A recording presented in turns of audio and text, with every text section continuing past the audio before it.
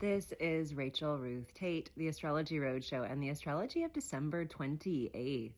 So another perfect aspect today. We had that Mercury and Saturn aspect yesterday, and today another square. We have Venus in Aquarius squaring Uranus retrograde in Taurus. And of course, Venus is the ruler of Taurus. So there is a nice connection, even if it's a tense one, between the planet Uranus and the ruler of the sign that it is inhabiting. That happened around 1:45 a.m. Central Time this last evening. So if your sleep was a little discombobulated or restless, or if you had these wild, fantastic dreams. I had some insane dreams. Like I dreamt I was looking in a mirror and I had silver hair, like streaks of silver hair that were running down my head, and that I was driving in a car. I looked to one side and noticed there were millions of spider webs and like a crazy giant spider. Could have been a very wild and interesting or strange evening of sleep. And maybe there is some pressure on pleasure. Remember, Venus is in Aquarius, where she doesn't have a whole lot of dignity. And Venus in Aquarius is very much concerned with the collective. So it might have been sort of fraying our nerves, right? To deal with everyone, everything, even if it was all good stuff.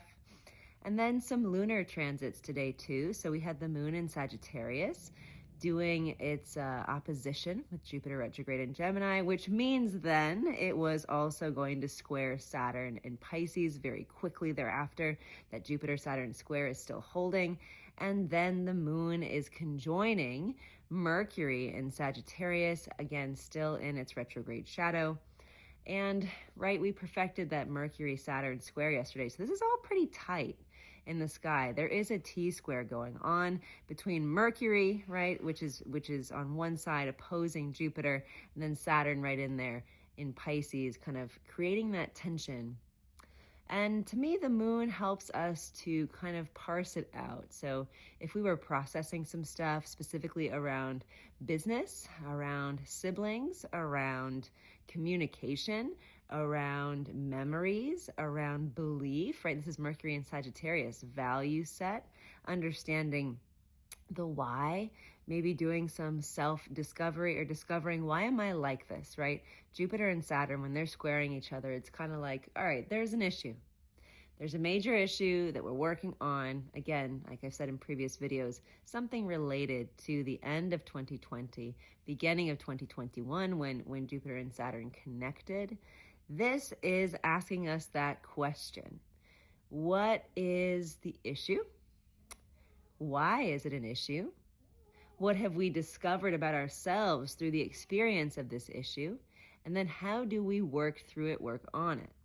This can be also hard because Sagittarius is the place where Mercury actually is in its detriment. Not great. Jupiter's not in a great position either. And Saturn is squaring them both. So it can be hard to realize things, a blind spot specifically. And when the moon is there conjunct Mercury, it's really going to help us to, even if it's not clear, to kind of get an emotional or spiritual handle on what it is we're working with, and really the why behind everything. Why am I working on this? What angle am I coming at it from?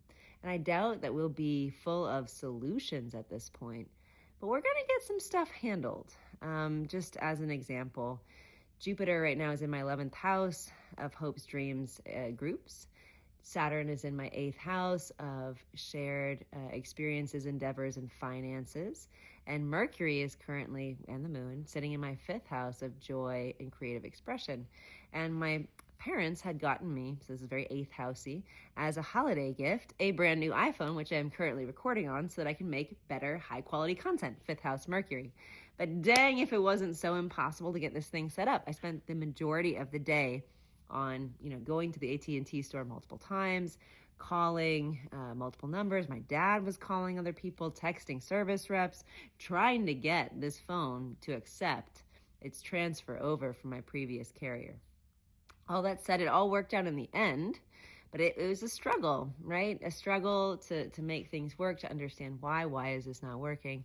And then finally just troubleshooting it by going out, surfing the internet until I figured out what is going on. Forget all the AT&T people, the T-Mobile people, the whatever people. I'm gonna go to Reddit and YouTube and figure this jam out. So maybe that solution was unconventional, and maybe there is something that we are working through which requires a new approach. Happy Saturday.